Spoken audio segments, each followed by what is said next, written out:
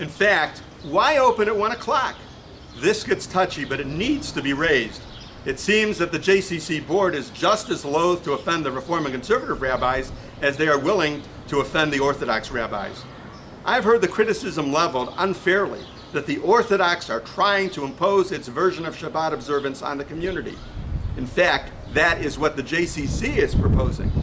If it is okay to allow members to make their own decisions about how to observe or not to observe Shabbos, why has the JCC decided to be deferential to movements that support its afternoon opening, but would be outraged if the JCC opened in the mornings? Doesn't the proposed JCC board decision imply that we are telling people how to observe Shabbat by limiting when they can and cannot come to the JCC? Obviously, I'm not supporting opening on Shabbat at any time, but this move, which I've been assured is written in stone, seems to promote division within our community rather than ameliorate it. Wittingly or unwittingly, we are creating a situation that pits Orthodox and non-Orthodox rabbis against each other on an uneven playing field. With respect to religious pluralism, the JCC decision, which is being touted as all-inclusive, is anything but pluralistic. It really is narrowly limited to what is acceptable to the Reform and Conservative, but not the Orthodox, while totally ignoring the secular definition of Shabbat, followed by those very people the JCC says they are seeking to attract. Indeed, we don't officially know what is acceptable to the Reform and Conservative, as the Board of Rabbis, in contrast to every other issue, has chosen to remain officially silent on this one. I didn't know that the 10 Commandments were so controversial to the rabbis that they are afraid to comment as an official body. There are other risks that have not been addressed. The JCC leadership informed us that our JCC, which is closed on Shabbos, is 90% Jewish. Contrast this to the JCC's open on Shabbos, where the Jewish percentage is only 50%. Why does our JCC think that the percentage of non-Jewish members won't increase by removing the Saturday barrier? If this is a compelling reason to attract Jews, it is certainly compelling for Gentiles as well. How will we keep the JCC Jewish? I understand the credible challenge we face in maintaining a Jewish flavor at the JCC as more and more non-Jews seek the value that the JCC's affordable rates offer for those who simply want to work out. I understand this because it affects our youth. Many of our children come to use the recreation facilities only to find that non-Jewish youth and adults are there first. As members, they have the same rights we do to use the facilities, but aren't we at risk of losing the very purpose that the JCC is supposed to offer, namely that there is a safe and Jewishly welcoming environment in which Jews can congregate?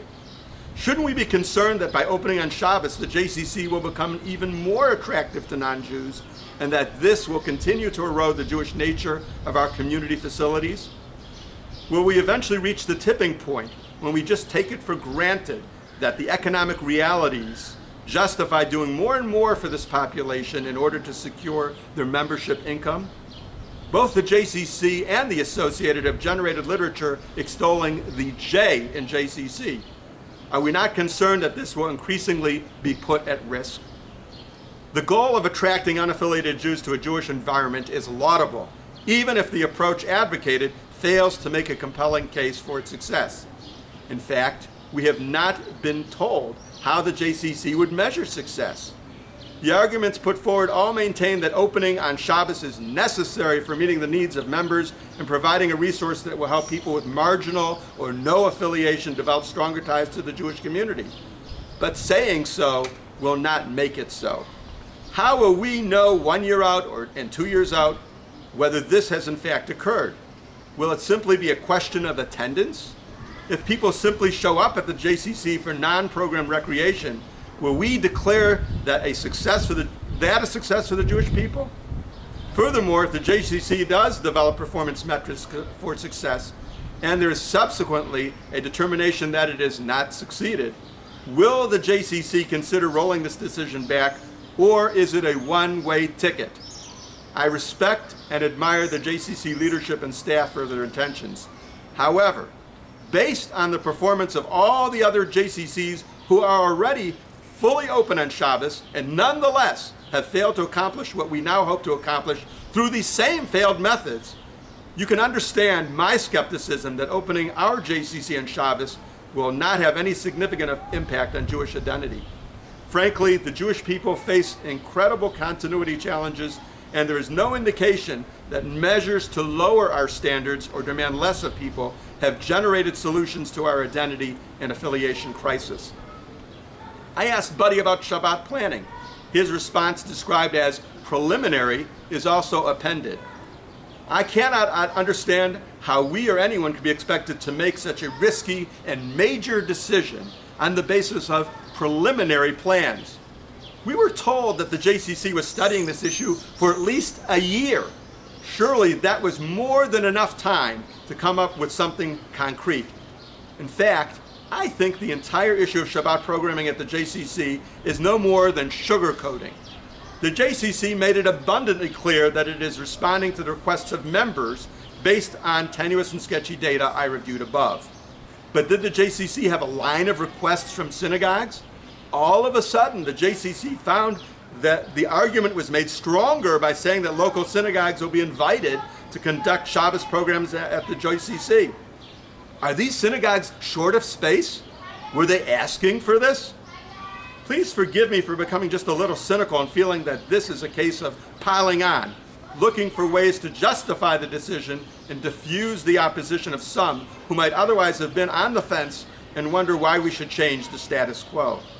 If the JCC's case is not strong enough to just open the JCC and respond to its members' requests for recreation time, isn't this invitation to synagogues and rabbis a rather weak justification, particularly when no detailed plans have been formulated?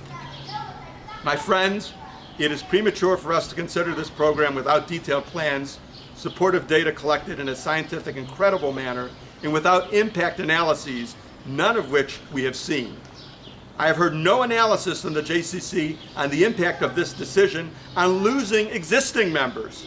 To take anyone for granted is arrogant and naive. Do any of us run our businesses in such a manner? Do we undertake fundamental, game-changing decisions without careful plans, reams of supportive data, and carefully formulated projections? We are now considering subjecting precious and scarce community funds to a level of risk that we would never undertake in our own businesses. Even if you do agree with the JCC board decision, our role as associated board members is to evaluate the impact of the JCC decision in terms of its effect on the entire associated system. I have not heard one analysis on the impact to the entire associated system. I have not heard one projection of the potential loss of donor income to our system as a result of this decision. There are other questions of great concern that have not been addressed, what I call the slippery slope questions. I have asked a number of questions that frankly have been sidestepped and are of grave concern to me and many other associated stakeholders. If the JCC opens on Shabbos afternoons, how will we ensure that it does not extend to Shabbos mornings and Jewish holidays once the membership gets used to the idea that our community can change its historic standards with the stroke of a pen? And what next? Once the JCC is open, do we have a compelling argument to keep other agencies from opening on Shabbos? Could not any agency claim that they have members or clients who would find it more convenient to avail themselves of services during extended weekend hours? How will the Associated respond if we next receive a request from the Jewish Museum of Maryland or Jewish Volunteer Connection to provide Shabbos programs or activities? Are these possibilities so far-fetched? Without ironclad answers to these questions, we risk disenfranchising and casting adrift 20% of our community. Are we prepared to risk writing off such a major part of a community? We cannot take them for granted. We cannot survive without them.